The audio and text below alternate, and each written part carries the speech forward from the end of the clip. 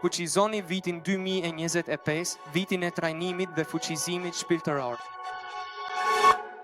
Në këto 24 orë do të shqyrtojmë të gjitha dhuratat e shpirtit, do të zbulojmë se çfarë ka përgatitur shpirti i shenjtë për ne. Por përpara se të filloj, dua të filloj duke prezantuar frymën e shenjtë. Nuk mund të flasim për dhuratat e frymës së shenjtë nëse nuk e njohim personin e frymës së shenjtë. Amin, kush e njeh tashmë frymën e shenjtë? Hajde, pothuajse të gjithë. Shpresoj që kushdo që nuk e ka ngritur këtë çështje, të jetë sepse është dembel. Nëse jeni këtu për herë të parë, ngrihuni në këmbë, duam t'ju duart trokitim. Nuk e di nëse erdhi dikush të na vizitoj sot. Askush? Hajde, atëherë jemi të gjithë në shtëpi. Atëherë do të jem në gjendje të flas lirisht, shumë mirë. Atëherë, kush është fryma e shenjtë? Kush është fryma e shenjtë? Shpesh mendohet në përgjithësi bëhet gabimi edhe mes të krishterëve, nuk po flas vetëm për ata jashtë, por edhe mes të krishterëve bëhet gabimi të mendohet se fryma e shenjtë është një fuqi, një energji, diçka që lëviz dhe shkon e bën. Por e vërteta është se fryma e shenjtë është një person. Jo vetëm një person, por është Zoti. Personi i tretë i Trinisë, ati biri dhe. Por e dim më shumë a më pak të gjithë e dim këtë. Por është kështu, në Gjoni 14 është shkruar kjo, është Jezusi që flet dhe thot, unë do t'i lutem atit dhe ai do t'ju jap një ngushëllues tjetër që të jetë me ju për herë. Fryma e së vërtetës. Pra, nëse thot që ka një ngushëllues tjetër dhe jo një energji tjetër, jo një forcë tjetër, është sepse shpirti i shenjtë është një person. Gjëja interesante në këtë pasazh, unë nuk di greqisht, më vjen keq, prandaj nëse ka njerëz që din greqisht, më falni, por kam bërë pak kërkime dhe kur thot një ngushëllues tjetër, ato terma që ai përdor janë allon dhe parakleton. Parakleton e njohim pak më shumë, por allon është interesante sepse do të thot një tjetër, por i së njëjtës natyrë. Një tjetër, por me të njëjtat karakteristika. Ra, çfarë po thot Jezusi? Do t'ju dërgoj një tjetër që është Perëndi, ashtu siç jam unë Perëndi. Ai mund të kishte përdorur fjalë të tjera që ekzistojnë për të thënë diçka ndryshe, diçka ndryshe nga unë, por ai e përdor këtë për të thënë se është e vërtetë që ai është dikush tjetër, por është si unë. Po, dhe pastaj është paracleton. Me siguri e kemi dëgjuar shumë herë, por çfarë do të thotë paracleton? Paracleton është ngushëlluesi, avokati ynë, mbrojtësi ynë, ndërmjetësi ynë, ndihmësi ynë. Kush është parakletoni? Ai është pak si trajneri ynë që vrapon në garën e jetës me ne, ai është aty pranë nesh duke na inkurajuar, duke na mbrojtur, duke na mbështetur. Shkurt, është gjithçka që mund të dëshirojmë për të jetuar një jetë të shenjtë dhe të shëndetshme. Amin. Fryma e shenjtë e fuqizon besimtarin për të jetuar një jetë fitimtare, por do të flasim për këtë së shpejti. Pasi prezantuam se kush është fryma e shenjtë, pra personi i tretë i Trinisë, një person dhe është Zot, le të flasim për temën ndoshta më të lidhur me frymën e shenjtë, që është pagëzimi në frymën e shenjtë. Ndonjëherë ka pat konfuzion, themi pagëzimi i frymës së shenjtë, pagëzimi me frymën e shenjtë, por ne po flasim për pagëzimin në frymën e shenjtë. Se e themi këtë? Së pari, para se të themi këtë, duhet të themi që kjo premtim i pagëzimit është një premtim që vazhdon prej brezash, që nga dhjata e vjetër, vetë Isaia flet për të. Unë përmenda Joelin që pastaj është ai që do të citohet gjatë rreshajve. Në Joel 2 është shkruar, pas kësaj do të ndodhë që unë do të derdh frymën time mbi çdo mish ose mbi çdo person, sipas përkthimit, bijtë dhe bijat tuaja do të profetizojnë, të moshuarit tuaj do të shohin ëndra, të rinjt tuaj do të kenë vegime. Edhe mbi shërbëtorët dhe shërbëtoret do të derdhë në ato ditë frymën time. Kjo është dhjata e vjetër. Pra, ka një premtim që vazhdon që nga dhjata e vjetër. Pastaj arrim të dhjata e re dhe aty është Gjoni pagëzori në Luka 3, thot, unë ju pagëzoj me ujë, por vjen ai që është më i fortë se unë dhe ai do t'ju pagëzoj me frymën e shenjtë dhe me zjarr. Kështu që Gjoni e merr atë premtim dhe thot, nuk është një premtim që nuk ekziston më, nuk është një premtim i skaduar, në të vërtetë. Unë tani ju pagëzoj me ujë, por po vjen dikush që do t'ju pagëzoj me zjarr dhe me frymën e shenjtë. Amin, dhe pastaj në fund është Jezusi. Jezusi, Luka 24, thot, ja, unë po ju dërgoj atë që ati im ka premtuar. Ra, përsëri flasim për këtë premtim nga kohët e lashta. Ju qëndroni në këtë qytet derisa të visheni me fuqi nga lart. E bukur, shumë e bukur. Për premtime që nuk kanë mosh, për premtime që janë ende për ne sot. Shumë mendojnë se Shpirti i Shenjtë është i kufizuar vetëm në periudhën e kishës apostolike, pra kur ishin apostujt, Jezusi bëri apostujt e parë dhe i dërgoi dhe mendohet se Shpirti i Shenjtë është i kufizuar vetëm aty në atë periudhë kohe. Por e vërteta është se nuk është kështu. Ne besojmë dhe e besojmë sepse mbështetemi te Bibla se Shpirti i Shenjtë është një dhuratë edhe për ne sot. Po them për vete, është edhe sot. Është edhe sot. Në fakt, në veprat 2, Pjetri po flet dhe thot, se cili prej jush të pagëzohet në emër të Jezu Krishtit për faljen e mëkateve tuaja dhe ju do të merrni dhuratën e Shpirtit të Shenjtë, sepse për ju, për ata me të cilët ai po flet, është premtimi. Por edhe për fëmijët tuaj dhe për të gjithë ata që janë larg dhe për të gjithë ata që Zoti, Perëndia ynë, do të thërras, jo ata që i ka thirrur tashmë, jo ata që po jetojnë në atë periudhë historike, por për të gjithë ata që Zoti do të thërras. A jeti një i thirrur nga Zoti? Pra, premtimi i frymës së shenjtë është për ju. Dhe këtë mbrëmje do të lutemi për ata që ende nuk e kanë marrë këtë pagëzim. Do të shohim disa gjëra të bukura. Premton të jetë një mbrëmje shumë mbinatyrore. Amin. Çfarë është atëherë ky pagëzim në frymën e shenjtë dhe jo nga fryma e shenjtë? Është Jezusi ai që merr, siç thamë më parë, Gjon Pagëzori thoshte, vjen një që do t'ju pagëzoj me frymën e shenjtë. Jezusi është ai që merr besimtarin dhe e pagëzon. Pagëzim do të thotë zhytje, pra ai e zhyt në frymën e shenjtë. Ndonjëherë do të doja të pyesja, Sam, hajde pak këtu përpara, të lutem, më vjen keq. Ndonjëherë ne bëjmë gabimin të mendojmë se pagëzimi në frymën e shenjtë është pak a shumë si një dush. Çfarë do të thotë kjo? Që nga lart Zoti thotë, i pagëzuar. Është kështu? Dhe ky është një pagëzim në frymën e shenjtë? Ai thotë, shko. Pagëzimi në frymën e shenjtë u bë. Faleminderit Sam, shumë faleminderit.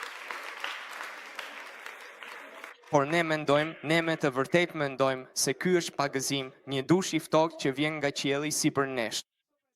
Pse? Sepse është shkruar se zjarri zbriti nga lart dhe u ndal mbi kokat tona, sepse është shkruar se fuqia do të vijë nga lart dhe do të na mbulojë. Por unë mendoj se ky imazh është i pasaj. Dhe do të doja të imagjinoja me ju këtë sken tjetër. Imagjinoni veten në një vend bosh, në rregull, nuk ka asgjë, bosh si një shkretëtir, një grob gjigant. Dhe ne jemi aty në mes, dhe në një moment të caktuar, nga qielli fillon të bjerë kjo ujë. Si që pam me gotën, vetëm se shumë më e rëndësishme. Në rregull, një rrjell që zbret nga qielli dhe fillon të na lag, ashtu si që lagëm Samin sot. Fillon të na lag, fillojnë të bëhemi qull, sepse uji vazhdon dhe vazhdon të bjerë. Dhe pastaj në një moment të caktuar uji që ishte mbi ne fillon të mbush këtë lugë dhe ndërkohë që Shpirti i Shenjtë vazhdon të zbresë, luga fillon të mbushet, kështu që ndërkohë që uji bie mbi ne, uji fillon të ngrihet edhe nga poshtë sepse kemi filluar të ngopim nivelin, kështu që uji fillon të ngrihet dhe uji që më parë ishte vetëm mbi ne tani është edhe në ne. Dhe ndërkohë që uji vazhdon të ngrihet, uji vazhdon të zbresë nga qielli, niveli i ujit rritet dhe në një moment të caktuar uji që ishte mbi ne, që pastaj u bën në ne, fillon të jetë edhe rreth nesh.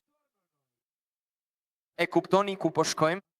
Në një moment të caktuar uji vazhdon të ngrihet, vazhdon të ngrihet, vazhdon të ngrihet dhe ne gjendemi tërësisht të shytur. Mbi ne ka ujë, në ne ka ujë. Imagjinoni një oqean, po, saktësisht, imagjinoni si kur jeni atje në thellësinë e oqeanit. Jo aq lart sa të shihni fundin, jo aq poshtë sa të shihni rërën, je aty në mes dhe ke ujë nga të gjitha anët. Ujë sipër, ujë poshtë, ujë djathtas, ujë majtas. Dhe Shpirti i Shenjtë vazhdon të rrjedh, vazhdon të zbresë. Dhe në një moment, je aty, je me mua, je aty në mes të ujit, po imagjinon. Në një moment imagjino të hapësh gojen dhe të marrësh frymë.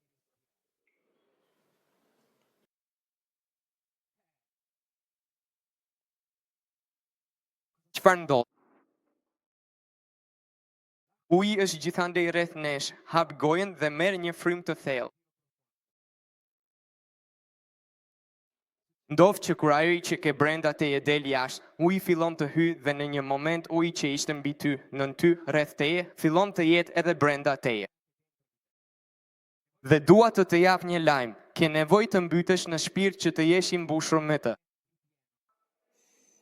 Ke nevojë në një moment të hapësh gojën tënde, të nxjerrësh jashtë atë që kishe brenda, ajrin që të karakterizonte, atë që je ti, për t'i lejuar Shpirtit të Shenjtë të mbush plotësisht. Ky është padëzimi në Shpirtin e Shenjtë. Është Shpirti i Shenjtë që nuk është vetëm mbi ne, jo vetëm një mbulesë, por fillon të jetë brenda nesh.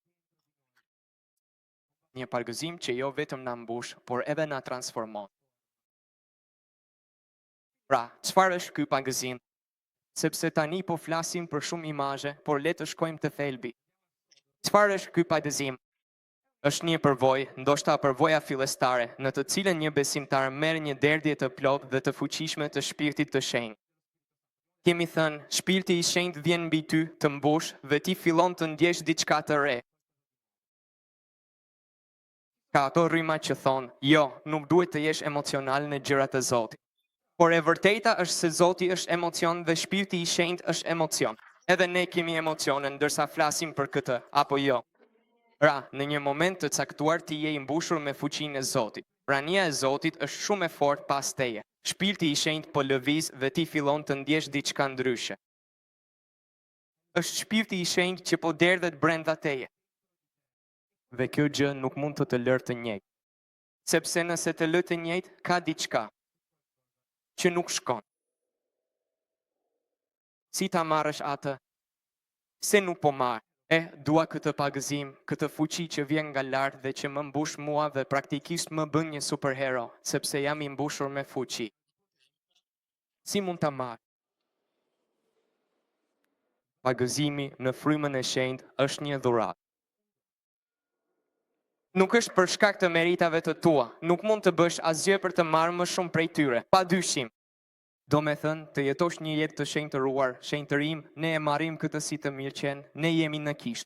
Por nuk ka asgjë, asnjë veprim që mund të bësh që do të bëjë më të denjë, nuk ka asgjë që do të bëjë më të përshtatshëm për ta marrë, dhe mbi të gjitha, ta marrësh këtë dhuratë, pasi është një dhuratë dhe nuk varet nga ti.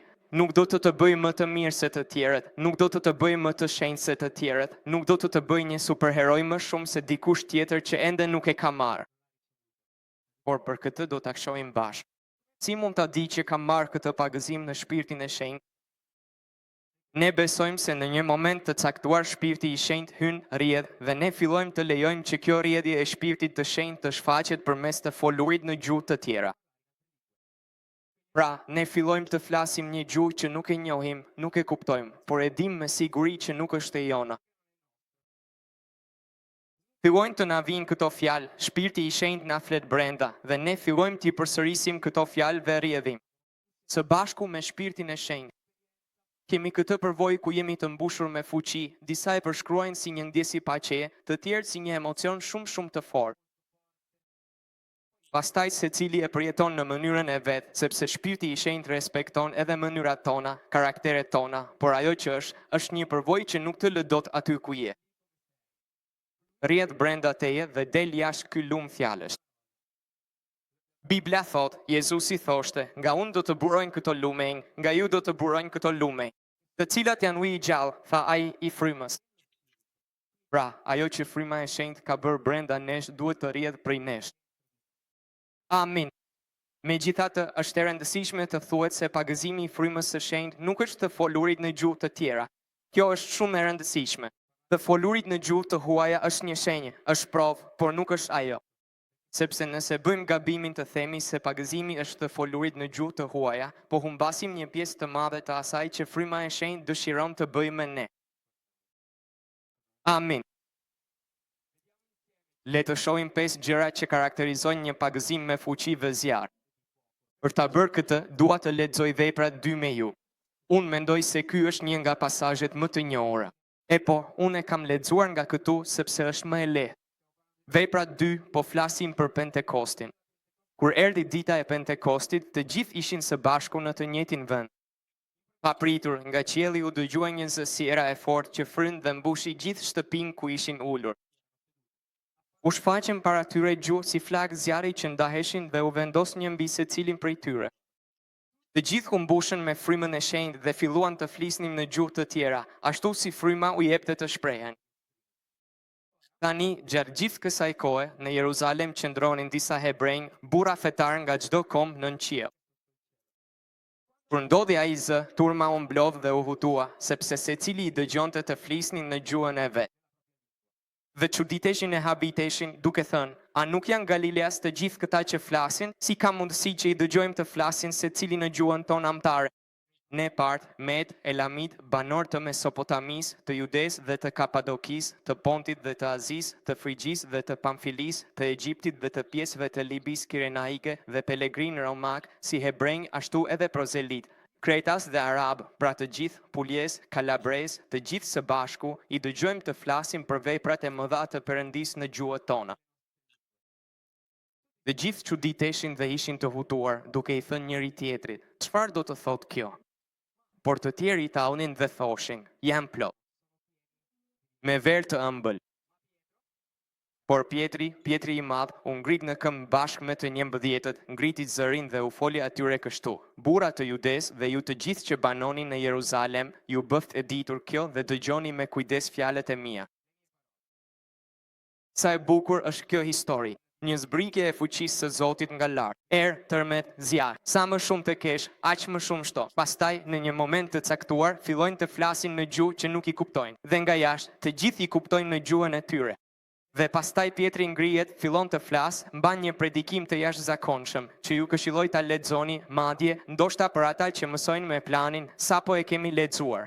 Një predikim i jashtëzakonshëm ku ai përshkon të gjitha etapat derisa thotë, ai Jezusi që ju e keni vrarë është Zoti. Një predikim i pabesueshëm. Në një moment të caktuar, njerëzit ngrihen të bindur në zemër dhe thonë, po çfarë duhet të bëjmë? Por për këtë do të flasim pas pak. Le ta shohim së bashku pikën e parë. Pika e parë që karakterizon këtë pagëzim me zjarr është se ata ishin bashkë dhe luteshin vazhdimisht dhe në harmoni. Në veprat 2 është shkruar, të gjithë këta vazhdonin me ngunë në lutje, në harmoni, bashkë me gratë, me Marin, nënën e Jezusit dhe me vëllezërit e tij. Shpirti i shenjtë shfaqet gjithmonë në një ambient ku nderohet. Dhe ne e dim që një mënyrë për të nderuar shpirtin e shenjtë është të jemi një. Jezusi lutej, le të jenë një, ashtu siç jemi ne një. Pra, kur kisha është e bashkuar, fryma e shenjtë gjen tokë pjellore për të manifestuar veten. Amin. Fryma e shenjtë vepron në unitetin dhe harmoninë e kishës. Por dua t'ju sjell në mendje se kjo është një nga gjërat që më pëlqen te Bibla. Ka një histori në Zanafillën 11, ndoshta disa njerëz nuk e kanë bërë kurrë këtë lidhje, por mendoj se do të na i hap sytë në një mënyrë të re. Në Zanafilla 11 flitet për kullën e Babelit dhe fillon kështu duke thënë se e gjithë toka fliste të njëjtën gjuhë dhe përdorte të njëjtat fjalë. Pra, cili është konteksti? Kështu hapet historia. E gjithë toka fliste të njëjtën gjuhë dhe përdorte të njëjtat fjalë. Pra, kemi një tokë të tërë që kuptohet se është bashkë sepse flet të njëjtën gjuhë. Duke u drejtuar nga lindja, njerëzit arritën në një fushë dhe në një moment thanë, e jani të bëjmë tulla të pjekura në zjarr. Pastaj, e jani të ndërtojmë një qytet dhe një kull, maja e së cilës të arrijë deri në qiell. Le të fitojmë famë që të mos shpërndahemi në përgjithë faqen e tokës. Dhe Zoti zbriti për të parë qytetin dhe tha, ja, ata janë një popull i vetëm, le të themi së bashku, një popull i vetëm dhe të gjithë kanë një gjuhë të vetme. Thuaje me mua, një gjuhë e vetme. Kjo, fakti që janë një popull i vetëm dhe një gjuhë e vetme, ky është fillimi i punës së tyre. Tani, asgjë nuk do t'i pengoj ata të përfundojnë atë që kanë ndërmend të bëjnë. Zoti thot, këta njerëz po ecin shumë shpejt, janë të gjithë bashkë, flasin të njëjtën gjuhë, po ndërtojnë një kull që i çon në parajs, por motivimi i zemrës së tyre është i gabuar, ata duan famë. Dhe pastaj Zoti thot, si mund t'i ndaloj ata? Ai po zbret poshtë. Dhe u angatëron gjuhën, kështu që njeri nuk e kupton të folurën e tjetrit. Pra, kishte një popull të bashkuar që kishte një motivim të gabuar dhe Zoti u desh të ndante gjuhët, kishte përndante gjuhët në mënyrë që ky popull të mos kishte më sukses. Në fakt, ata fillojnë të flasin, por askush nuk e kupton tjetrin dhe shkojnë nëpër tokë duke bërë punët e tyre. Ra, fakti që gjuhët rungatëruan bëri që një popull i bashkuar të ndahej. Dhe këtu mbërrim te Pentekosti. Sa shumë e dua Pentekostin, sepse në një moment të caktuar Zoti thot faleminderit. Këtu kemi një popull që nuk është i bashkuar, secili flet gjuhën e vet. Medët, partët, judejnë dhe ata të tjerët, të gjithë ata. Si mund të bëjmë që të jenë të pandalshëm? Na duhet që të jenë një popull i bashkuar dhe të flasin të njëjtën gjuhë. Dhe në një moment ata thonë, unë e di çfarë do të bëjmë. Gjuhë zjarri vendosen mbi secilin prej tyre. Fillojnë të flasin një gjuhë që nuk e njohin. Dhe nga jashtë të gjithë njerëzit i dëgjojnë duke folur secili në gjuhën e vet. Nuk kishte më distanca vendesh, nuk kishte më kufi gjeografik, nuk kishte më distanca gjuhësh që njëri fliste dhe tjetri jo, por të gjithë së bashku, si një popull i vetëm, mund të fillojnë të bëjnë atë që Jezusi po kërkonte, të jenë dëshmitar deri në skajet e dhellë. Pjetri ngrihet në këmbë, mban një predikim dhe 3000 vetë kthehen në besim. A doni një pagëzim të vërtet zjarri? Ecni në unitet, sepse fryma e shenjtë dëshiron unitet në kisht. Ai lëviz në një klim uniteti, sepse kur kisha është e bashkuar, ajo bëhet e pamposhtur. Kjo është. Fryma e shenjtë i rikthen kishës ato unitet për të cilin ai kishte thënë se asgjë nuk mund t'i pengonte ata të përfundonin atë që kishin filluar. Kjo është ajo që fryma e shenjtë po na kthen duke na e rivendosur. Është ai unitet atje për të thënë tani se çdo gjë që duan të bëjnë do të arrije, sepse ata janë të pamposhtur. Pika numër 2. Fryma e shenjtë është për të gjithë. Atëherë atyre ju shfaqen gjuhë si prej zjarri dhe njëra prej tyre u ndal mbi secilin prej tyre. Po, ose një i vendosej vetëm Pjetrit, i cili ishte përgjegjës. Njëri u vendos vetëm mbi vëllezërit e Jezusit, të cilët ishin më të afërtit. Vetëm një u vendos te ministrat. Fryma e shenjtë është për të gjithë. Kur zbriti fryma, një gjuhë zjarri u ndal mbi secilin prej tyre. Dhe të gjithë filluan të flisnin në gjuhë të tjera, ashtu si fryma u ajepte të shpreheshin. Dhe Joeli e lexuam më parë, thuaj se ai do ta derë frymën e tij mbi çdo misht. Mbi çdo person, jo vetëm mbi pastorët, jo vetëm mbi ungjillësuesit, jo vetëm mbi drejtuesit e adhurimit, jo vetëm mbi predikuesit, mbi të gjithë, çdo mish, të rinj, të moshuar, të rinj, më pak të rinj, edhe më pak të rinj, meshkuj, femra, nga çdo gjuhë, çdo etni, çdo rajon. Fryma e shenjtë është për të gjithë dhe është për të gjithë në mënyrë që askush prej nesh, duke e marrë atë, të mos ndihet më i mirë se tjetri. Unë kam pagëzimin e frymës së shenjtë dhe ti jo. Unë e kam merituar dhe ti jo. Po mendoja diçka shumë interesante, që zjarri u vendos mbi kokën e secilit prej tyre në mënyrë që secili të shite që të tjerët e kishin dhe ata vetë nuk e dinin. Nuk e vendosin në duar, sepse në duar të gjithë do ta shihnin. E vendosin mbi kokë në mënyrë që ata të mund të shihnin se edhe të gjithë të tjerët që ishin aty me ta kishin frymën e shenjtë.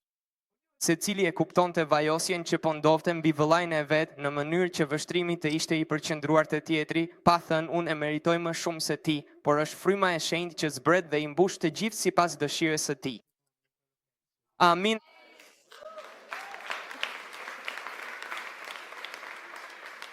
Pika numër 3. Pagëzimi në frymën e shenjtë bën shurm. Dhe mos më keq kuptoni, nuk po flas për të qenit i zhrumshëm, nuk po flas për të qenit ekscentrik dhe për të bërë gjëra të çuditshme. Pastaj, shkurt, shpirti lëviz si të doj, por nuk po flasim për këtë, në rregull. Për çfarë po flasim? Le të lexojmë përsëri te Vepra 2. Ishte shkruar se në Jeruzalem banonin disa judej, burra fetar nga çdo kom. Kur ndodhi ajo? Nuk është shkruar, mirë, po ju a them unë. Çfarë ishte ajo që tërhoqi njerëzit pranë asaj dhome të sipërme? Kur ndodhi ai turma u mblodh. Nuk mund të mendosh se mund të përjetosh një pagëzim. Në shpirtin e shenjtë që është fuqi e pastër, në heshtje dhe fshehurazi. Kur shpirti i shenjtë zbret, njerëzit që ishin në qytet dëgjojnë një zë dhe afrohen e vrapojnë. Atëherë dua të pyes, sa po e bën të tingëlloj shpirti i shenjtë brenda teje? Nuk mund të përjetosh një pagëzim të fuqisë duke qëndruar në heshtje dhe fshehurazi. Në Veprat 1:8 është shkruar, por ju do të merrni. E dim të gjithë Veprat 1:8, po e themi në por që nga fillimi i vitit. Por ju do të merrni fuqi kur shpirti i shenjtë do të zbresë mbi ju. Dhe fuqi është fjala dunamis, nga e cila vjen edhe dinamiti dhe gjithçka tjetër. Çfarë është dunamis? Është fuqi, është shpërthim, është dinamit. Tani, si mund të mendosh se do ta marrësh këtë dhe të rish në heshtje? Si mund të mendosh se mund të përjetosh një pagëzim me zjarr dhe fuqi pa u transformuar jeta jote? Në Marku 16 është shkruar, këto janë shenjat që do të shoqërojnë ata që kanë besuar. Në emrin tim do të dëbojnë demonët, do të flasin gjuhë të reja, do të marrin në dorë gjarpërinj dhe nëse pinë helm nuk do t'u bëj asnjë dëm, do t'u vendosin duart të sëmurëve dhe ata do të shërohen. Kjo është ajo që bën fryma e shenjtë. Nëse kjo nuk po ndodh në jetën tënde, duhet t'i bëjmë vetes disa pyetje, absolutisht duhet t'i bëjmë vetes disa pyetje, sepse ky është premtimi. A janë këto shenjat që mund të shoqërojnë? A janë këto shenjat që ndoshta do të shoqërojmë? Këto janë shenjat që do t'i shoqërojnë ata që besojnë.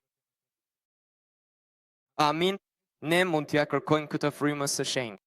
Në 1 Korintasve 4 thuhet se mbretëria e Perëndis nuk qëndron në fjalë, por në fuqi. Fuqi. Nuk mund të qëndrosh indiferent.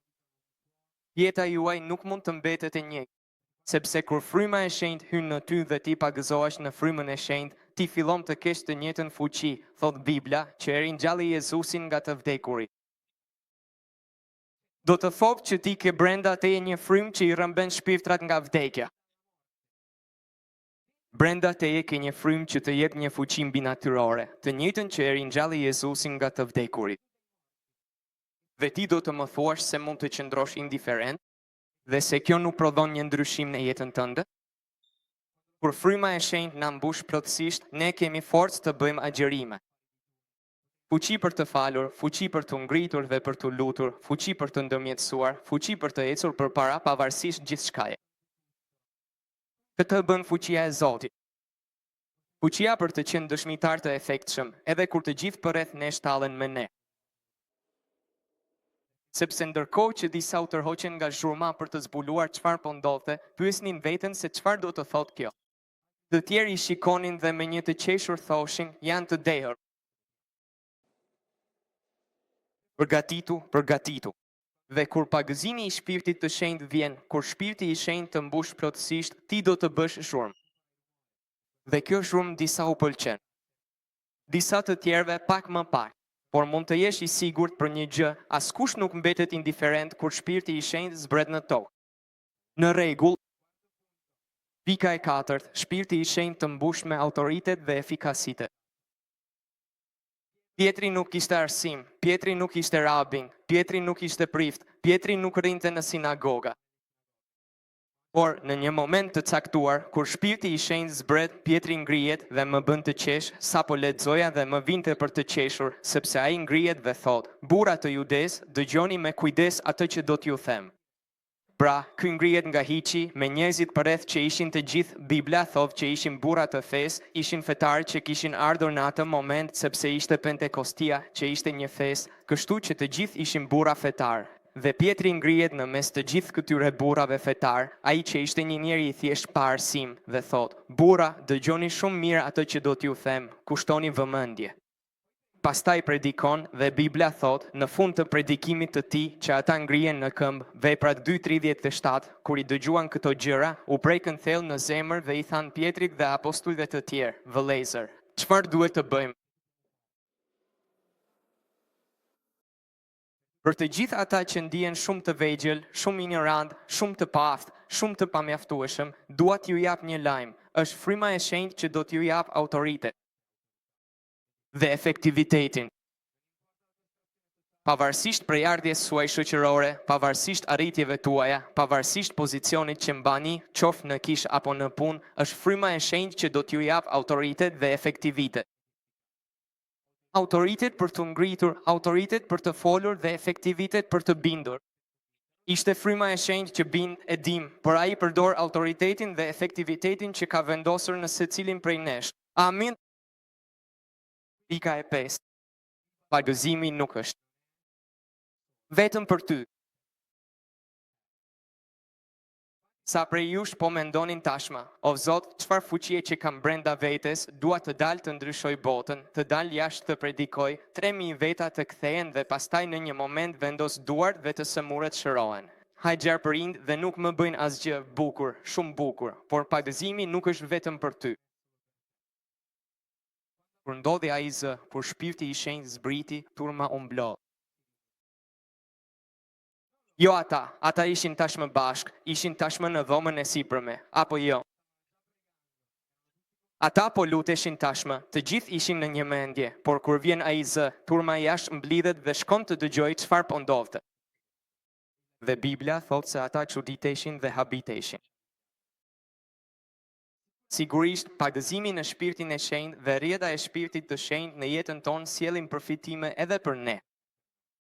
Bibla thot, dhe këtë do ta shohim më vonë, se kur dikush flet në gjuhë, ndërton veten e tij. Pra, ne ndërtojmë veten, ndërtojmë besimin ton, ndërtojmë njeriun e brendshëm, por pagëzimi nuk është vetëm kjo, shpirti i shenjtë nuk është vetëm kjo. Nëse po e përjeton kështu, sot dua të jap disa interpretime të tjera që mund të ndihmojnë ta përjetosh në mënyrën e duhur. Kur shpirti i shenjtë të mbush, sjell transformim dhe përfitime në 3 drejtime të ndryshme, them 3 drejtime, të gjitha të rëndësishme, të gjitha themelore, asnjëra më shumë se tjetra, asnjëra më pak se tjetra, janë të trija të barabarta. Në rregull, në cilat drejtime vepron shpirti i shenjtë? Sjell përfitim për ne, përfitim për ata që nuk besojnë dhe përfitim për kishën. Tani do ta shohim së bashku, por është e rëndësishme ta dim këtë. Shpirti i shenjtë, kur na pagëzon, ka 3 qëllime. E para, që të jemi dëshmitar për ata që ende nuk besojnë. Bibla thot, do të visheni me fuqi nga lart dhe do të më jeni dëshmitar. Nëse kjo nuk është, atëherë po humbasim pikën e parë. Premtimi i Jezusit ishte: ju do të merrni për në rregull. Pra, pika e parë është të jesh dëshmitar, pika e dytë për rritjen dhe ndërtimin personal të besimtarit dhe pika e tretë ndërtimi dhe rritja e kishës. Sa i përket nesh, ndërtimi ynë i brendshëm, i njeriu të brendshëm, shpirti i shenjtë e bën këtë në shumë mënyra të ndryshme. Që kur hyn brenda nesh, që kur fillon të na mbush, fillon të na flas. Shëron plagët tona, rregullon atë që duhet rregulluar, nxjerr në dritë atë që duhet korrigjuar, na korrigjon, na mëson, pra fillon të veprojë që brenda nesh. Pastaj na ka dhënë edhe një dhuratë për ta bërë këtë.